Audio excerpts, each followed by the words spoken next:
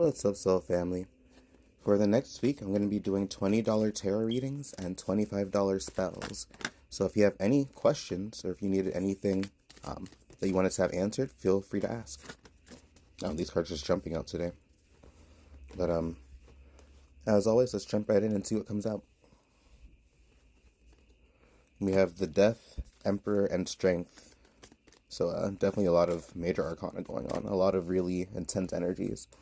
It looks like there's somebody going through a really major change and transformation that they're kind of shifting through. Maybe even like seeking out clarity. I'll do it this way.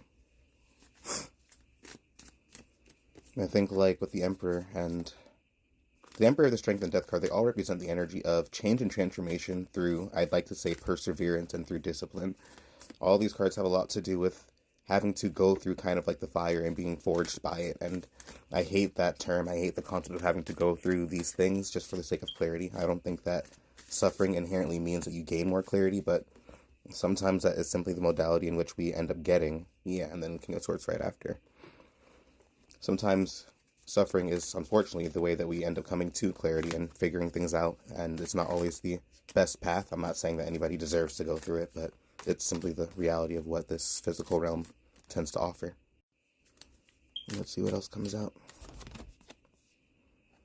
And then, yeah, Six of Pentacles. I feel like especially when you're somebody who might be, like I've had the experience so much of giving so much more than I get back in return, of putting effort and time into things and I'm not getting the same return that I put time and effort into, be it people, be it jobs especially.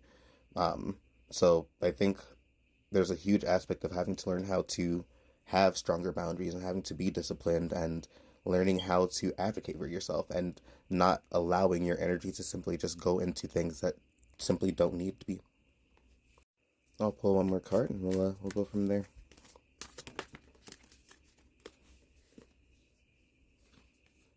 And then, yeah, the Four of Pentacles. So maybe there's the energy of holding on to things too tightly that need to be let go of. Maybe we're heading into an era of stability. It could be any of the, any or all of the above when it comes to the Four of Pentacles. I'd like to say that with the change and transformation that is popping up, however, I'd like to be pointing towards more so we are letting go of things and having to head towards stability one way or another, or seeking stability through what we're letting go. It's like sometimes by moving towards something better, it allows different experience to come in, or by shifting the experience that you have, or shifting your focus, you allow better to come in. So by letting go of something that wasn't doing you too good, then you can allow another experience to come into your life. And then last but not least, we have the Nine of Cups, which is like the energy of the wish fulfilled. So it's like it's been a journey. It's been very difficult, but I see it ending on a positive note. It's like all the things that you're wishing and hoping for coming true. It's oftentimes after we go through a lot and we have this purge energetically that allows these better experiences to follow suit. Sorry, the cards are kind of messy today.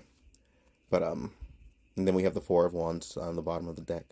So there's definitely a sense of homecoming, and there's definitely a sense of what I'd like to think of celebration for what is to come and what you might be accomplishing after this journey. Maybe it's the energy of finally coming home to yourself in one way or another, and now you are allowing your intuition to kind of lead you to where you got to get to.